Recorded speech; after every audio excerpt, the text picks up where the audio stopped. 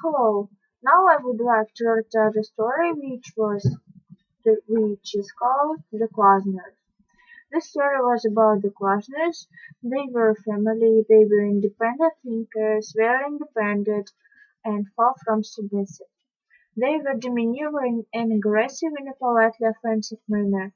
They meant you no harm, rather they meant you well. They pointed out your errors and tried to help you overcome them. They were constantly doing you favors that left you feeling like a fool. The author of this story told how pernicious closeness were for him and his family. The author's family moved to Great Neck in the suburb.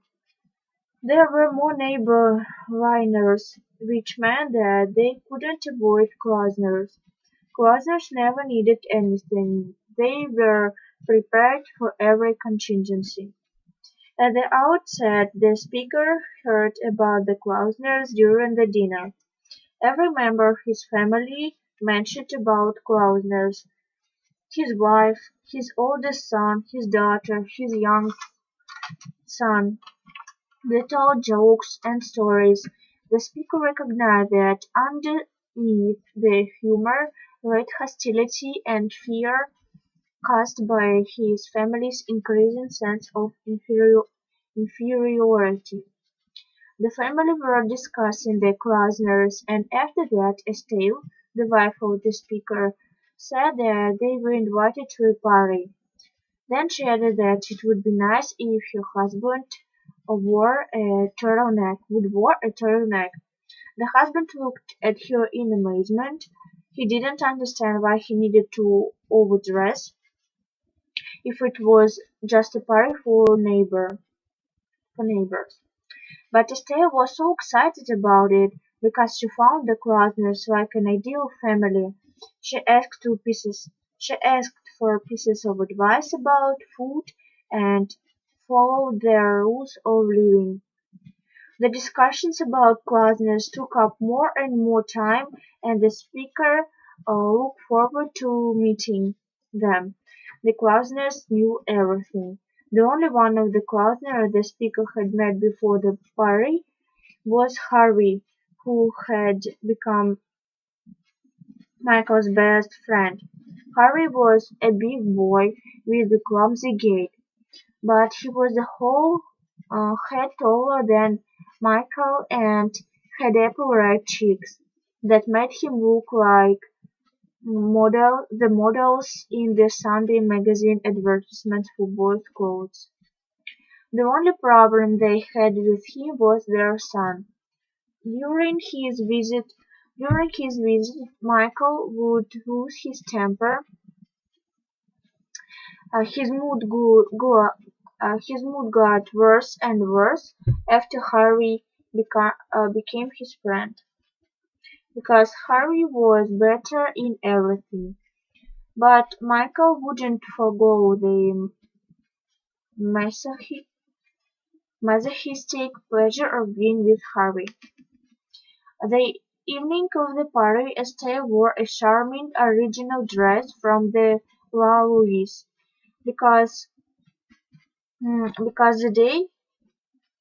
because the day before she saw Mira Klausner coming out of the store with two uh, large bags. Estelle thought it would be a very fancy party and that was a good one. They took a bottle of aquavit, the husband wore a new tie instead of turtleneck, and they walked to the Klausners. Their front lawn looked immaculate in spite of leaves from the trees steadily falling. In spite. Mira Klausner opened the door. She was no taller than Estelle. Her very matronly bosom thrust forward barely of her very large abdomen. She wore a white silk blouse. Her face was red. She didn't look ready for a gala party. They went into the living room, and Mira made Estelle a compliment which changed her expression. Mrs. Klausner made her introductions to the other guests. They were casual. Estelle was definitely overdressed for such an informal gathering. The worst situation was when Mira commented Estelle's look. Estelle felt miserable. The discussion was terminated when Hermann Klausner was very mm, Hermann Klausner brought a bucket of ice cubes. Hermann was very big, bald, moon-faced, broad of shoulder and of girth. Man, he did well enough in his way to put down, like it did his wife. Except for Estelle's discomfort, the evening passed pleasantly. Hermann Klausner owned a raincoat factory. The speakers The speakers was um, one with an exotic background, being the foreign buyer for a cavalry firm. Herman was interested, and they had a talk about it. During the late snack, the talk turned to the community pool. Herman had definite ideas about next year's program. He wanted to have a place for children. He thought that swimming pool was too loosely organized. He wanted to have graded classes not only by age but skill. The speaker promised to support him at the meeting of the pool community. On the way home, Estelle's husband noticed she was thinking about her jacket and Mira. Estelle never wore the jacket again. She was furious because she couldn't take back the assembly. The next trouble happened with Berenice. She was 14. She was Emily's Klausner's classmate. Emily had ripened faster than others. She had no acne, her movements were graceful. Emily was helpful to the girls, she arranged dates, gave pieces of advice, and etc. So one day Berenice was late for dinner. She appeared, her curly hair had been ironed straight, and starting from one temple was a glaring wide, white strand. As the hair grew and the natural color returned, the whiteness began to look ridiculous. Berenice developed a school phobia. Berenice's schoolwork suffered. Her father had a conference with the teacher. There he learned that Emily alone of all the girls in the class had not streaked her hair. She explained it, saying that she would not mar her natural blonde. After after finding Joseph Slack in a cast, the result of an ice skating accident, all relations with the Klausners were broken. Of course, none blamed Gerald Klausner. The accident was entirely Joseph's fault, but Gerald was nearby.